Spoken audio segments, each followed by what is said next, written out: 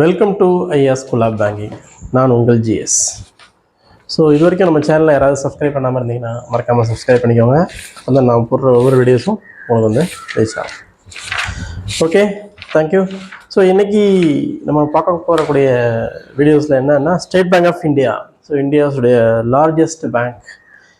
So இந்த பேங்க்குடைய clerical recruitment தான் சொல்லணும். இப்போ அது வந்து ஜூனியர் அசோசியேட் அப்படிங்கிறத மாற்றிட்டாங்க. ஸோ ஜூனியர் அசோசியேட் அப்படிங்கிறது என்னென்னா இட்ஸ் ஏ மார்க்கெட்டிங் ஃபீல்டு தான். ஆக்சுவலாக இனிஷியலாக அது அசிஸ்டன்ட் கிளரிக்கல்னு இருந்துச்சு, அது அசிஸ்டண்ட்டாக மாற்றினாங்க.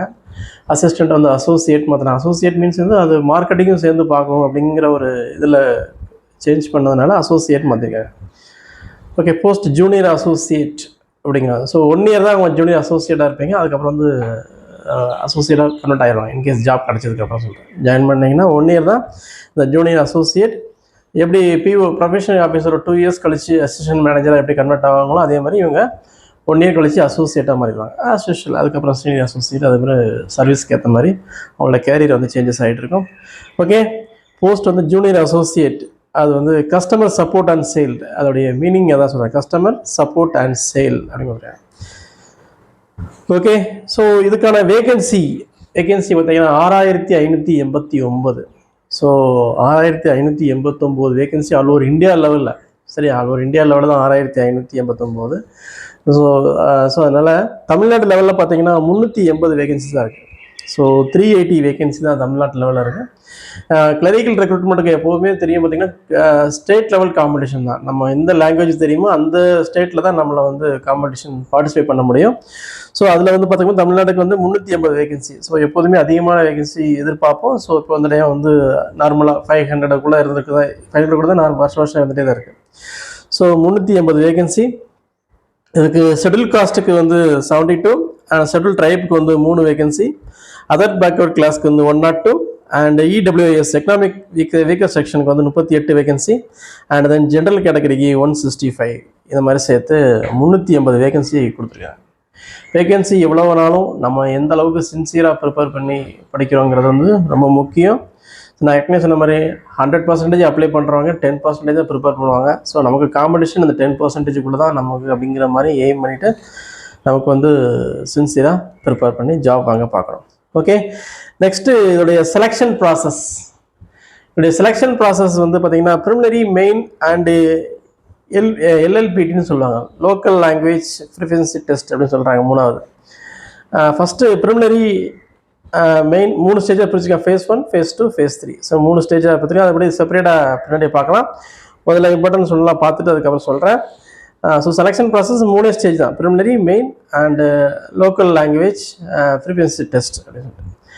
அப்புறம் வந்து அப்ளிகேஷன் ஃபீஸ் பார்த்தீங்கன்னா ஜென்ரல் அண்ட் இடபிள்யூஎஸ், அது economic weaker section and OBC 750 ரூபா, 750 ருபீஸ் வந்து சார்ஜ் பண்ணுறோம். மற்ற எல்லா கேட்டகரிக்குமே. எல்லா கேட்டகரினா யார்? Schedule caste, schedule tribe, ex-servicemen, widow and divorced woman. So எல்லாமே பார்த்தீங்கன்னா இவங்களுக்கு எல்லாத்துக்குமே, அண்டு ஃபிசிக்கலி வித் டிசபிலிட்டிஸ் இவங்களாம் இருக்காங்களா, இவங்க எல்லாத்துக்குமே ஃப்ரீ தான். சார்ஜஸ் எதுவுமே, ஃபீஸ் எதுவுமே கிடையாது, ஃப்ரீ தான். சரி, இப்போது இதுக்கான ப்ரிலிமினரி எக்ஸாமினேஷன் எப்போ நடக்குதுன்னா செப்டம்பர் 2025. ஸோ இன்றைக்கி ஆகஸ்ட் மாதம் நடக்கு. ஸோ இதுக்கப்புறம் பார்த்தீங்கன்னா செப்டம்பர் நெக்ஸ்ட் மந்த்தே அதுக்கு எக்ஸாம்ஸு வர்ற மாதிரி இருக்குது. டென்டேட்டிவ் டேட் தான் கொடுத்துருக்காங்க, பட் இருந்தாலும் மேபி நடக்கக்கூடிய வாய்ப்பு இருக்குது. எப்போதுமே எக்ஸாம்ஸ் ப்ரிப்பேர் பண்ணுறது, எக்ஸாம்ஸ் எப்போ அதிகமாக கால்ஃபார் ஆகும் பார்த்தீங்கன்னா ஜூன் டு டிசம்பர் தான் ரொம்ப அதிகமான எக்ஸாம்ஸ் வரிசையாக வந்துகிட்டே இருக்கும். இப்போ பார்த்துருக்கீங்க, ஐபிபிஎஸ் கிளர்க்கு, பிஓ எல்லாமே. ஸோ நமக்கான படிக்க வேண்டிய காலம் என்னென்னு பார்த்தீங்க அப்படின்னா ஜனவரி டு மே தான் படிக்கணும். நிறைய பேர் என்ன பண்ணுற தப்பு என்னென்னா கால்ஃபர் பண்ணோன்னு தான் புக்கே எடுப்பாங்க. அப்போ தான் ஒரு வேகம் வரும். ஹால் டிக்கெட் பார்த்தோன்னா இன்னொரு வேகம் வரும். ஸோ இப்படிலாம் இல்லாமல் அந்த ஜனவரி டு மே இருக்கலாம், அதுக்குள்ளேயும் சில கால்ஃபர் எடுக்கும். பட் இருந்தாலும் அதிகமான கால்ஃபர் இருக்காது. ஸோ நமக்கு ப்ரிப்பரேஷன் பண்ண வேண்டிய டைம் வந்து ஜன் டு மே. சரியா? அந்த டயத்தில் நம்ம இந்த அளவுக்கு ப்ரிப்பேர் பண்ணிவிட்டு நம்ம வந்து எக்ஸாம்ஸ்க்கு அப்பியர் ஆகக்கூடிய நம்ம கேப்பபிலிட்டியை எவ்வளோ தூரம் வளர்த்துக்கிட்டோமோ அப்போ தான் நம்ம வந்து எக்ஸாம்ஸ் கிளியர் பண்ணக்கூடிய கேப்பபிலிட்டி வரும். இப்போ என்னென்னா இப்படி சொல்லிட்டீங்கன்னா இப்போ தான் ஸ்டார்ட் பண்ண போகிறேன்னு நினச்சி கவலைப்படாதீங்க. பட் எவ்வளோ சீக்கிரம் ஸ்டார்ட் பண்ணுறோமோ அவ்வளோ சீக்கிரம் வந்து உங்களுக்கு வந்து நல்லது. சரி, ஸோ வரிசையாக பேசிட்டே போகலாம், பட் நம்ம இதை விட்டுருவோம். ஸோ அதனால் ரெண்டாவது ப்ரிலிமினரி எக்ஸாமினேஷன் செப்டம்பர் 2025 சொல்லிட்டேன். அண்ட் மெயின் எக்ஸாமினேஷன் நவம்பர் மாதம், அதுலேருந்து 2 மந்த் கழிச்சு, 1 மந்த் அக்டோபர் மாதம் கழிச்சு நவம்பர் மாதம் இருக்கும் அப்படின்னு டென்டேட்டிவ் தான் கொடுத்துருக்காங்க. நவம்பர் மாதம் இருக்கும் அப்படிங்கிற மாதிரி கொடுத்துருக்காங்க. சரி, அப்புறம் வந்து இது ஃபைனல், இப்போ ஸ்டேட் பேங்கோட ஒரு விஷயம் என்னென்னா ஃபைனல் இயர் ஸ்டூடெண்ட்ஸும் இதுக்கு அப்ளை பண்ணலாம் அப்படின்னு சொல்லியிருக்காங்க. அது எப்போதுமே முன்னாடி கொடுத்துருந்தாங்க இடையில விட கொடுக்காம விட்டாங்க, இப்போ வந்து கொடுக்க ஆரம்பிச்சிருக்காங்க. ஃபைனல் இயர் ஸ்டூடெண்ட்ஸ் வந்து அப்ளை பண்ணலான்னு இருக்காங்க. ஆனால் என்ன அப்படின்னா, அவங்க வந்து ஒருவேளை ஜாப்புக்கு செலக்ட் ஆகிட்டாங்க அப்படின்னா, இந்த ப்ரிலிமினரி மெயின் எக்ஸாம் செலக்ட் ஆகிட்டாங்க அப்படின்னா, அவங்களுடைய கிராஜுவேஷனுக்கு அந்த சர்டிஃபிகேட் இருக்குல்ல, அவங்களுக்கு வந்து டிசம்பர் 31 2025 வரைக்கும் கொடுத்துருக்காங்க. அந்த டேட்டுக்குள்ளே அவங்க கம்ப்ளீட் பண்ணியிருக்கணும், அட்லீஸ்ட் ரிசல்ட்டாக தான் அதுக்கு முன்னாடி வந்திருக்கணும் அப்படிங்கிற மாதிரி அவங்க சொல்கிறாங்க. சரியா, டிசம்பர் 31. ஸோ ஃபைனல் இயர் ஸ்டூடெண்ட்ஸும் அப்ளை பண்ணலாம். ஆனால் என்னென்னா ஃபைனல் இயர் ஸ்டூடெண்ட்ஸ் அப்ளை பண்ணால் அவங்க எக்ஸாம்ஸ் வந்து இப்போ பார்த்தீங்கன்னா மே ஜூன் அந்த ரேஞ்சில் தான் வரும். ஸோ கிளியர் பண்ணுறதுக்கு லேட்டாகவும் சொல்லுவாங்கள்ல, இன்னும் டிகிரி கம்ப்ளீட் ஆகலை அப்படிங்க, அந்த மாதிரி கேண்டிடேட்ஸ்க்கு வந்து தாராளமாக இது அப்ளை பண்ணலாம் அப்படிங்கிற மாதிரி ஒரு ஸ்பேஸ் வந்து இதில் கொடுத்துருக்காங்க ஸ்டேட் பேங்க் ரெக்ரூட்மெண்ட்டில். சரியா, ஸோ அதனால் ஃபைனல் இயர் ஸ்டூடெண்ட்ஸ் வந்து இது வந்து யூட்டிலைஸ் பண்ணிக்கலாம். சரி, ரெண்டாவது குவாலிஃபிகேஷன் எனி டிகிரி, ஏதாவது ஒரு degree from the recognised university, அது ஆர்ட்ஸாக இருக்கலாம், சயின்ஸாக இருக்கலாம், எனி ஒன். சரியா, அதனால் சிலவங்க கேட்பாங்க, சார் பேங்க் எக்ஸாம் ப்ரிப்பேர் பண்ணுறதுக்கு எந்த டிகிரி சார் வேணும் அப்படிங்கிற மாதிரி கேட்பாங்க. ஸோ டிகிரி அப்படிங்கிறது நான் சொல்ல ஒரே விஷயம் வந்து, டிகிரி வந்து டசன்ட் மேட்டர், ஏதாவது ஒரு டிகிரி இருந்தால் போதும், நம்ம எக்ஸாம்ஸ்க்கு ப்ரிப்பேர் பண்ணக்கூடிய குவாலிஃபிகேஷன் அதுதான் இருக்கு. ஸோ அதனால் தாராளமாக அதை வந்து ப்ரிப்பேர் பண்ணலாம். என்னையே கேட்டால், நான் வந்து ஆர்ட்ஸில் தான் படிக்க ஆரம்பிச்சிருக்கேன். ஸோ அதனால் என்னையே கேட்டால் மேக்ஸ் ஆர் இங்கிலீஷ் எடுத்திங்கன்னா பேங்க் எக்ஸாம் பண்ணுறது ஈஸியாக இருக்கும். இங்கிலீஷ் இருந்துன்னா நம்ம ஆட்டோமேட்டிக்காகவே இன்பில்டாகவே இந்த இங்கிலீஷ் நாலேஜ் வந்து வெக்காபுலரி கேதர் பண்ணி நிறைய பில்ட் பண்ணிக்கலாம். மேத்ஸ் நாலேஜ் இருந்துச்சுன்னா நம்ம ஆப்டிடியூட் கொஞ்சம் ஃபாஸ்ட்டாக இம்ப்ரூவ் பண்ணுறதுக்கு, ஃபாஸ்ட்டாக புரிகிறதுக்கு, அப்சர்வ் பண்ணுறதுக்குலாம் ரொம்ப யூஸ்ஃபுல்லாக இருக்கும். ஸோ அதனால் அதை பேசிக் சொல்லுவேன். சரி, ஸோ குவாலிஃபிகேஷன் எனி டிகிரி முடிஞ்சிச்சு. அப்புறம் வந்து சிலவங்க டியூவல் டிகிரி முடிக்கிறாங்க. பார்த்தீங்கன்னா டேரெக்டாக 5 இயர்ஸ் கோர்ஸ் இருக்கும். சாதாரணமாக பொதுவாக BCom, BSc, UG degree 3 years இருக்கும். அண்டு பிஇலாம் பார்த்தீங்கன்னா 4 இயர்ஸ் கொடுத்துருக்காங்க. டேரெக்டாகவே பிஜி பண்ணுவாங்க, 5 இயர்ஸ் கோர்ஸ் பண்ணுவாங்க. அவங்களுக்கு வந்து பார்த்திங்க அப்படின்னா அவங்களும் அதே மாதிரி தான் 31 டிசம்பருக்குள்ளே அவங்க சப்மிட் பண்ணி ஆகும். சரியா, 31 டிசம்பருக்குள்ளே அந்த மாஸ்டர் டிகிரி, அந்த டியூவல் கோர்ஸஸ் இருக்குல்ல, இன்டகிரேட்டட் டியூவல் கோர்ஸ் ஐடிடின்னு சொல்லுவாங்க, இந்த கோர்ஸ் வந்து டிசம்பர் 31 வந்து அவங்க வந்து கம்ப்ளீட் பண்ணியிருக்கணும் அப்படிங்கிற மாதிரி அவங்க டேட் கொடுத்துருக்காங்க. சரி, ஸோ இதுக்கான ஏஜ் லிமிட் என்ன அப்படின்னு கொடுத்துருக்காங்க. ஸோ ஒவ்வொரு ஏஜ் லிமிட்டும் அப்படின்னு பார்த்தீங்க அப்படின்னா பர்டிகுலர் டேட் கொடுத்துருப்பாங்க. இதில் எந்த டேட் கொடுத்துருக்காங்க அப்படின்னா April 1, 1/4/2025 இந்த டேட்டில் வந்து அவங்க என்ன ஏஜ்லாம் கம்ப்ளீட் ஆகிருக்கணும், கம்ப்ளீட் ஆகக்கூடாது அப்படின்னு கொடுத்துருக்காங்க. ஜென்ரல் கேட்டகரிக்கு வந்து 20 to 28. ஸோ 20 கம்ப்ளீட் ஆகிருக்கணும், 28 கம்ப்ளீட் ஆகக்கூடாது இந்த டேட்டில், அதாவது 1/4/2025. ஓகே, ஓபிசி அதர் பேக்வர்ட் கிளாஸ்க்கு 20 to 31. And schedule caste, schedule tribe 20 to 33. நம்ம கவர்மெண்ட் கொடுக்கக்கூடிய அந்த சலுகை 3 இயர்ஸ் 5 இயர்ஸ் வந்து ஆஷல் இல்லை தான், எப்போதுமே இது மாறவே மாறாது, கிளரிக்கல்னா தான். And ex-serviceman rented service plus 3 years. சரிங்க, அவங்க வந்து எத்தனை வருஷம் சர்வீஸ் பண்ணியிருக்காங்களோ அதில் ப்ளஸ் 3 இயர்ஸ் ஆட் பண்ணிக்கிட்டு அவங்களோட ஏஜ் வந்து மேக்ஸிமம் 50 இயர்ஸ் கிராஸ் ஆகக்கூடாது. சரி, அந்த ஆங்கிளில் கொடுத்துருக்காங்க. அது physically with disabilities, physically disable இருக்காங்களா அவங்களுக்கு வந்து பார்த்திங்க அப்படின்னா ஃபிசிக்கலி சேலஞ்சு, அவங்களுக்கு 10 இயர்ஸ் ரிலாக்ஸேஷன், அவங்களுக்கு வந்து 10 இயர்ஸ் ரிலாக்ஸேஷன் கொடுத்துருக்காங்க. 10 இயர்ஸ் ரிலாக்ஸேஷன். ஃபார் எக்ஸாம்பிள், அவர் வந்து ஜென்ரல் கேட்டகரியாக இருந்தால் அவருக்கு வந்து 38 இயர்ஸ் கம்ப்ளீட் ஆகக்கூடாது. ஓபிசியாக இருந்தீங்கன்னா 41 கம்ப்ளீட் ஆகக்கூடாது. எஸ்சி எஸ்டியாக இருந்தாருன்னா 43 கம்ப்ளீட் ஆகக்கூடாது. அதனால 10 இயர்ஸ் ப்ளஸ் எக்ஸ்டென்ஸ் கொடுத்துருக்காங்க. அது மாதிரி widows and divorced woman, not married, அது ரொம்ப முக்கியம். சரியா, ஸோ இவங்க வந்து பார்த்தீங்கன்னா 7 இயர்ஸ் கொடுத்துருக்காங்க. இவங்களுக்கு 7 இயர்ஸ். ஜென்ரல் கேட்டகரியாக இருந்தால் 35 இயர்ஸ், அண்ட் ஓபிசியாக இருந்தீங்கன்னா அவங்க வந்து 38 இயர்ஸ், அண்ட் எஸ்சி எஸ்டியாக இருந்தாங்கன்னா 40 இயர்ஸ். சரியா, ஓகே. ஸோ இதுதான் ஏஜ் குவாலிஃபிகேஷன். இந்த ஏஜுக்குள்ளே யாராவது இருந்தாங்கன்னா கண்டிப்பாக அது வந்து பார்ட்டிசிபேட் பண்ணலாம் இந்த எக்ஸாமில். சரி, அப்புறம் ப்ரிலிமினரி எக்ஸாமினேஷன் நான் சொன்ன மாதிரி preliminary main and LLPT. So 3 stage, phase 1, phase 2, phase 3, இந்த 3 ஸ்டேஜ் வச்சுருக்காங்க. 3ஆவது ஸ்டேஜ் வந்து யார் தமிழ் படிக்கலையோ அவங்களுக்கு தான் அந்த ஸ்டேஜ் வரும். ஸோ வரும்போது டீட்டெயிலாக அவங்க சொல்கிறேன். ஃபர்ஸ்ட் ஒன் ப்ரிலிமினரி எக்ஸாமினேஷன், மொத்தம் 100 கொஸ்டின்ஸ் இருக்குது. இந்த 100 கொஸ்டின்ஸில் ஒரு 3 பார்ட் இருக்குது. English, numerical ability and reasoning. English, numerical ability, reasoning. அந்த இங்கிலீஷில் வந்து பார்த்தீங்கன்னா 30 கொஸ்டின்ஸ் இருக்கும், 30 mark and 20 minutes. 30 question, 30 marks and 20 minutes. And then numerical எபிலிட்டியில் 35 questions, 35 marks, 20 minutes. Numeric ability 35 questions, 35 marks and 20 minutes. And reasoning ability 35 questions, 35 marks, 20 minutes. The numeric ability reasoning கிட்டத்தட்ட same தான். 35 questions, 35 marks and 20 minutes தான் each one கொடுத்துருக்காங்க. So டோட்டலாக வந்து பார்த்தீங்கன்னா 100 questions, 100 mark and 1 hour, 60 minutes. ஓகேவா? 100 question. அப்போ என்ன அர்த்தம் அப்படின்னா ஒரு கொஸ்டினுக்கு ஒரு மார்க், ரைட்னா ஒரு கொஸ்டினுக்கு ஒரு மார்க். இதில் நெகட்டிவ் மார்க் வேறு இருக்குது 0.25. அதனால் அக்யூரசி ரொம்ப முக்கியம், ஸ்பீட் அண்ட் அக்யூரசி ரொம்ப முக்கியம் சொல்லுவாங்க ப்ரிலிமினரி எக்ஸாமினேஷனில். மிஸ்டேக்ஸ் கம்மியாக இருக்கணும், அதே சேம் டைம் மார்க்கு கொஞ்சம் அதிகமாக இருக்கும். ஸோ நெகட்டிவ் மார்க்கில் இருக்குது, ரொம்ப கேர்ஃபுல்லாக அட்டன் பண்ணணும். 0.25 இதில் வந்து செப்பரேட் பண்ணிடுவாங்க. சரியா? ஓகே. ப்ரிலிமினரி குவாலிஃபை ஆனால் தான் மெயின்குள்ளே போக முடியும். ப்ரிலிமினரி குவாலிஃபை ஆனால் தான் மெயின்குள்ளே போக முடியும். அண்ட் தென் அந்த ப்ரிலிமினரி வந்து பார்த்தீங்க அப்படின்னா எவ்வளோ மார்க் எடுத்தாலும் அதில் வந்து இதில் மெயினில் சேர்க்க மாட்டாங்க. ஏன்னா ஜாப் வந்து only deciding factor main examination மட்டும்தான். Preliminary just for qualify, main போகிறதோட சரி. அண்ட் தென் அதனால தான் நான் எப்பவுமே சொல்லுவேன், ஆரம்பத்திலேயே நீங்கள் ப்ரிலிமினரி மெயினும் சேர்ந்தே படிக்கணும். ஃபஸ்ட்டு ப்ரிலிமினரி சில ஆட்கள் பார்த்தீங்கன்னா ப்ரிலிமினரி மட்டும் சின்சியராக படிப்பாங்க. ப்ரிலிமினரி பாஸ் பண்ணியிருக்காங்க, மெயினுக்கு 10 days தான் டைம் இருக்கும். அதிலே பார்த்துருப்பீங்க, உங்களுக்கு செப்டம்பர் மாதம் எக்ஸாம் இருக்குன்னு ப்ரிலிமினரி கொடுத்துருக்காங்க. அண்ட் நவம்பர் மாதம் இடையில 1 month தான் கேப் இருக்குது.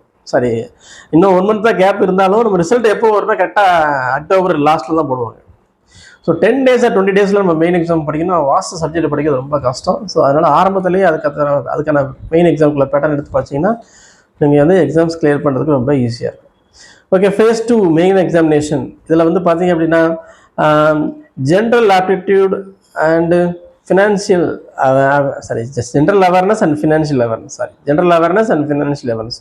அதில் வந்து மொத்தம் 50 questions and 50 marks and 35 minutes கொடுத்துருக்காங்க. ஜென்ரல் அண்ட் ஃபினான்ஷியல் அவேர்னஸில் வந்து பார்த்தீங்கன்னா 50 questions, 50 marks அண்ட் 35 minutes. அப்புறம் வந்து ஜென்ரல் இங்கிலீஷ் அது வந்து பார்த்தீங்கன்னா 40 questions, 40 marks and 35 minutes. General English வந்து 40 questions, 40 marks and 35 minutes. And quantity ஆப்டிடியூடில் வந்து 50 questions and 50 marks and 40 minutes. ஓகேவா? 50 questions, 50 marks and 45 minutes. And fourth one and reasoning ability and computer awareness ரெண்டும் சேர்ந்து mix ஆகி இருக்கும். Reasoning ability and computer awareness இதில் வந்து 50 question and 60 marks and 45 minutes இருக்குதுலே. மார்க்ஸ் வந்து பார்த்தீங்க அப்படின்னா இதில் தான் அதிகம், 1.2 மார்க். மற்றதெல்லாம் ஈச் 1 மார்க் கொடுத்துருக்காங்க. இதில் 1.2 marks ஒரு correction question. Reasoning ability and computer awareness இதில் வந்து 50 questions and 60 marks and 45 minutes. சரியா? ஓகே. டோட்டலாக 190 questions ப்ளஸ் டோட்டல் மார்க்ஸ் வந்து 200 marks. 190 questions இருக்குது ப்ளஸ் டோட்டல் மார்க் வந்து 200 mark இருக்குது. சரி.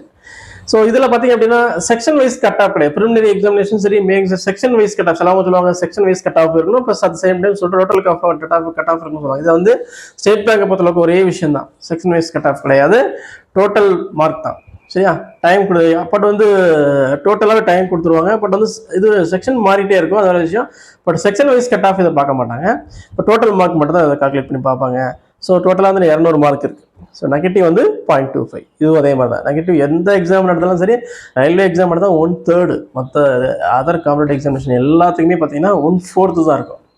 பேங்க், ரயில்வே, எல்ஐசி ரயில்வே தவிர எல்ஐசி, போஸ்ட் ஆஃபீஸ் எதுனாலும் சரி 1/4 தான் நெகட்டிவ் இருக்கும். அண்ட் தென் ரயில்வேக்கு மட்டும் 1/3 இருக்கும். அதனால் ரொம்ப கேர்ஃபுல்லாக வந்து அதை வாட்ச் பண்ணுற மாதிரி இருக்கும். ஸோ மெயின் எக்ஸாமினேஷன் முடிஞ்சிச்சு. இது இன்டர்வியூ கிடையாது, ஏன்னா கிளரிக்கல் போஸ்ட்னால இன்டர்வியூ கிடையாது. ஸோ அதனால் மெயின் எக்ஸாமினேஷன் நீங்கள் என்ன மார்க் கிடைக்கிறீங்களோ அந்த மார்க்கை பேஸ் பண்ணி தான் அவங்க வந்து ஜாப் வந்து அலாட் பண்ணுவாங்க. அண்ட் 3வது ஸ்டேஜ் phase 3 லோக்கல் லாங்குவேஜ் ப்ரிஃபரன்சி டெஸ்ட்னு இருக்குது, LLPT. ஸோ இதில் வந்து பார்த்தீங்கன்னா அந்த 10th 12th தமிழ் படிக்காமல் சிலவங்க கொடுத்துருப்பாங்க, சிலவங்க வேறு ஏதாவது லாங்குவேஜ் எடுத்து படிச்சிருப்பாங்க. அந்த மாதிரி கேண்டிடேட்டுக்கு தான் இந்த எக்ஸாம்ஸ்க்கு வந்து அட்டன் பண்ணுற மாதிரி இருக்கும் 3வது ஸ்டேஜ். மற்றபடி 10th 12th அவங்க ஆல்ரெடி தமிழ் எடுத்து படித்து பாஸ் பண்ணியிருந்தாங்கன்னா அதுக்கு வந்து தேவை இருந்திருக்காது, எந்த டெஸ்ட் கிடையாது. இந்த 10th 12th யாருமே தமிழ் தவிர வேறு ஏதாவது லாங்குவேஜ் எடுத்து பாஸ் பண்ணியிருந்தாங்கன்னா கண்டிப்பாக இந்த டெஸ்ட் வந்து கொடுப்பாங்க. அதுக்கான டெஸ்ட்டு என்ன டீடைல்ஸ் என்னங்கிறது வந்து நம்ம வந்து நோட்டிஃபிகேஷன் ஃபுல்லாக நீங்கள் பார்த்தீங்கன்னா அதில் தெரிஞ்சிருக்கும். ரொம்ப சிம்பிளாக தான் இருக்கும். மெயினாக வந்து பேச தெரியணும், எழுத தெரியணும் அண்ட் படிக்க தெரியணும். ஸோ நம்ம speaking, reading and writing. So இந்த 3 ஸ்டேஜ் தெரிஞ்சாலே போதும், நம்ம வந்து இந்த எக்ஸாம் இந்த பார்ட் வந்து கிளியர் பண்ணிடலாம். சரியா? ஓகே. இது மோஸ்ட்லி யார் போவாங்கன்னா 3rd ஸ்டேஜ் இந்த phase 3 யார் போவாங்கன்னா அந்த 10th 12th தமிழை தவிர வேறு ஏதாவது லாங்குவேஜ் எடுத்திருந்தாங்கன்னா அவங்க தான் அந்த தேர்டு ஃபேஸ்க்குள்ளே போவாங்க. மற்றபடி இதுக்கு வந்து மற்றபடி யாரும் இதுக்குள்ளே போக வேண்டிய தேவை இருக்காது. சரி, அப்புறம் வந்து இதுக்கான சேலரி பார்த்தீங்க அப்படின்னா இதோட பேசிக் வந்து 24,050 rupees இதான் ஸ்டார்டிங்கில் ஜூனியர் அசிஸ்டண்ட்டுக்கு ஸ்டார்டிங்கில் இருக்குது. அப்ராக்சிமேட்டில் எல்லா அலவன்ஸும் சேர்த்து உங்களுக்கு வந்து 46,000 பெர் மந்த், ஒரு மாதம் வந்து 46,000 ரூபா வரும் கிளரிக்கல் போஸ்ட்டுக்கு. இன்னைய ஸ்டேஜில் இந்த ஐபிஎஸ்கே இந்தியன் பேங்கிங் அசோசியேஷன் பேசிஸ் படி உங்களுக்கு வந்து மந்த்லி சேலரி வந்து 46,000 ரூபா. பெர்மனன்ட் ஜாப், அந்த ஜாப் கிடச்சிச்சின்னா உங்களுக்கு வந்து மந்த்லி சேலரி 46,000 ரூபா அப்படிங்கிற மாதிரி அசோஸ் பண்ணுறேன். ஸோ இதுக்கு வெயிட்டிங் லிஸ்ட்னு ஒன்று இருக்குது. வெயிட்டிங் லிஸ்ட்டில் வந்து பார்த்திங்க அப்படின்னா இப்போ உதாரணத்துக்கு 380 வேகன்சி எடுத்துருக்காங்க. ஸோ வெயிட்டிங் லிஸ்ட்டில் 380 வேகன்சியில் 50% ரிசர்வ் எடுத்துருவாங்க. ஸோ 380 பாதி அதுனா 190 வேகன்சி வருது. ஸோ இந்த 190 மெம்பர்ஸை வந்து வெயிட்டிங் லிஸ்ட்டில் எடுத்து வச்சுருப்பாங்க.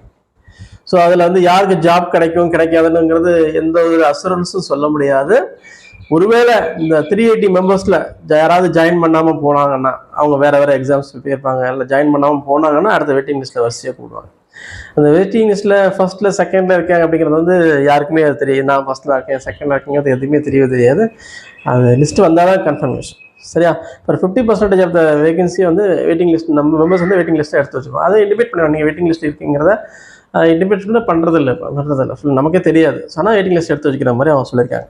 சரி, அப்புறம் வந்து எஸ்பிஐ அப்ரண்டிஸ் யாருக்குனே வந்து ஒரு எக்ஸாம்ஸ் எழுதிலாம் போய் எஸ்பிஐ அப்ரண்டிஸ் சிங்கிள் எக்ஸாம் போய் அட்டன் பண்ணிலாம் போய் எஸ்பிஐ அப்ரண்டிஸஸ் எல்லாரும் ஒர்க் பண்ணிட்டு இருப்பாங்க. அவங்களுக்கு 2 பெனிஃபிட் தான் இருக்குது இந்த எக்ஸாம்ஸ் பொறுத்தளவுக்கு. வந்து 2 பெனிஃபிட் என்னென்னா 1 இயர் அவங்களோட ஏஜ் ரிலாக்ஸேஷன் கொடுத்துருப்பாங்க. அது எந்த கேட்டகரியாக இருந்தாலும் அதில் 1 இயர் ஏஜ் ரிலாக்ஸேஷன் கொடுத்துருப்பாங்க.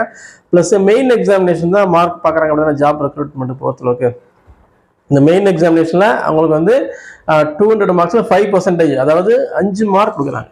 5 மார்க் வந்து அவங்களுக்கு வந்து எக்ஸ்ட்ரா எவ்வளோ மார்க் எடுக்கிறீங்களோ அதோட 2 எக்ஸ்ட்ரா போனஸாக 5 மார்க்ஸ். ஏன்னா அவங்க எஸ்பிஐ அப்ரண்டிஸ் 1 இயர் வந்து பேங்க்கில் வந்து இந்த அப்ரண்டிஸ் ஜாபை பார்த்துருக்கிறதுனால அவங்களுக்கு வந்து 5 மார்க்ஸ் எக்ஸ்ட்ரா கொடுக்குறாங்க. சரியா? என்ன கேட்டால் அந்த 1 இயரில் அவ்வளோ தூரம் கஷ்டப்பட்டு ஜாப் வேலை பார்த்து இருக்கிறத விட சின்சியராக உட்காந்து ப்ரிப்பேர் பண்ணால் 10 மார்க் எக்ஸ்ட்ரா எடுத்துடலாம். சரியா? பட் வந்து இது என்னோட சஜஷன் தான். So okay. And then exam centre கிட்டத்தட்ட 14 சென்டர் தமிழ்நாடு ஸ்டேட் கொடுத்துருக்காங்க. Chennai, Coimbatore, Gudalur, Erode, Karur, Madurai, Nagercoil, Namakkal, Salem, Thanjavur, Trichy and Tirunelveli, Vellore and Virudhunagar. So 14 state கொடுத்துருக்காங்க. ஸோ 14 ஸ்டேட்டில் ப்ரிலிமினரி எக்ஸாமினேஷன் தான் 14 ஸ்டேட் இருக்கும். மெயின் எக்ஸாமினேஷன் கண்டிப்பாக இதோட தூக்கிடுவாங்க. மேபி ஒரு 4-3 சென்டரில் கூட ரொம்ப 4 மேக்ஸிமம் கூட 4 சென்டர் தான் இருக்கும். அது கீழே அதுக்கு மேலே போகாது. ஸோ இது ப்ரிலிமினரி எக்ஸாமினேஷன் மட்டும்தான். மெயின் எக்ஸாமுக்கும் வேரியேஷன் வரும். சரி, இதுக்கான லாஸ்ட் டேட் என்னைக்கு பார்த்தீங்க அப்படின்னா 26/8/2025. ஸோ இந்த மாதமே லாஸ்ட் டேட் இருக்குது. ஸோ அதனால் யாராவது அப்ளை பண்ணாமல் இருந்தாங்கன்னா இந்த டேட்டுக்குள்ளே அப்ளை பண்ணி ஆகும். இந்த டேட்டுக்குள்ளே அப்ளை பண்ணணும். இன்னொன்று என்னென்னா, என்னை கேட்டால் கடைசி நேரத்தில் டென்ஷன் ஆகி அந்த தப்பாக அப்ளை பண்ணிடக்கூடாது. உதாரணத்துக்கு ஒரு கேண்டிடேட் வந்து என்ன பண்ணிட்டாருன்னா, அவர் வந்து ஓபிசி கேண்டிடேட், அவங்க வந்து ஜென்ரல் கேண்டிடேட், அவர் ஓபிசியில் அப்ளை பண்ணிட்டார். ஓபிசியில் அப்ளை பண்ணதுக்கப்புறம் என்னாச்சு அப்படின்னா, திடீர்னு போய் எக்ஸாமில் நல்ல கேண்டிடேட் தான். அவர் இன்கேஸ் ஜென்ரல் போட்டாலே பாஸ் பண்ணியிருப்பார். அவர் தெரியாமல் ஓபிசி கிளிக் பண்ண அவசரத்தில் கிளிக் பண்ணிட்டார். லாஸ்ட்டில் என்னாச்சு அப்படின்னா போய் நான் ஓபிசி கிடையாது ஜென்ரல் தான் சார் சொன்னோடனே அவங்க ஒன்றுமே சொல்ல டிஸ்குவாலிஃபைன்னு சொல்லி அனுப்பிச்சிட்டாங்க. பட் அவரோட மார்க்கை வைஸ் பார்க்கும்போது ஜென்ரல் கிட்டே செலக்ட் ஆகிருப்பார். அவர் தப்பாக செலக்ட் பண்ணதுனால அதுக்கு அனுப்பிச்சிட்டாங்க. ஸோ அதனால் அந்த மாதிரி ஒரு டென்ஷன் அவாய்ட் பண்ணணும் அப்படின்னா ஃபஸ்ட்டில் இனிஷியலாக போய் சின்சியராக போய் அப்ளை பண்ணிடுங்க. எப்போ தான் ஏதாவது மிஸ்டேக்ஸ் இருந்தால் கூட திருப்பி கூட அப்ளை பண்ணிடலாம், ஒன்றும் பிரச்சனை இருக்காது. ஸோ எடிட் பண்ணக்கூடிய ஆப்ஷன்ஸும் அதில் இருக்கும். ஸோ லாஸ்ட் டேட் முடிஞ்சிச்சுன்னா இதே பண்ண முடியாது. அதனால் சிலவங்க பார்த்துருவாங்க 26ஆம் நான் 20 மேலே பார்த்துக்கலாம் அப்படிங்கிற மாதிரி இருப்பாங்க. அப்படிலாம் இருந்தாலும் முதல்ல இந்த வேலையை முடிச்சா நமக்கு வந்து டென்ஷன் ஃப்ரீ ஆயிரும். ஸோ நம்ம ப்ரிப்பேர் பண்ணக்கூடிய வேலையை பார்க்கலாம். அதனால சொல்லலாம். So last date 26/8/2025. ஸோ சின்சியராக ப்ரிப்பேர் பண்ணுங்கள். இந்த எக்ஸாம் கிளியர் பண்ணுங்கள் அப்படிங்கிறத யோசித்து சின்சியராக ப்ரிப்பேர் பண்ணுங்கள். Okay, all the best. So இது வரைக்கும் நம்ம சேனலில் சப்ஸ்கிரைப் பண்ணாதவங்க மறக்காமல் சப்ஸ்கிரைப் பண்ணிக்கோங்க. நம்மளோட சேனலில் டெய்லி ஒன் ஷார்ட்கட்ஸ், அது போக எக்ஸாம் அப்டேஷன் எல்லாமே கொடுத்துட்ருக்கோம். ஸோ ஃப்யூச்சரில் ஆன்லைனுக்குள்ள கிளாஸஸ் கூடிய பேசிஸ், அதாவது ஃபுல்லாக வீடியோ கோர்சஸ் மாதிரி பிளான் பண்ணிகிட்ருக்கோம். அது கூடிய சீக்கிரம் இம்ப்ளிமெண்ட் பண்ணக்கூடிய பாசிபிலிட்டிஸ் வந்துட்டுருக்கு. ஸோ அது வரைக்கும் நம்ம சேனலை சப்ஸ்கிரைப் பண்ணுங்கள். எவ்ரி இன்டிமேஷன் உங்களுக்கு வந்து சேர்ந்துட்டே இருக்கும். Okay, thank you so much.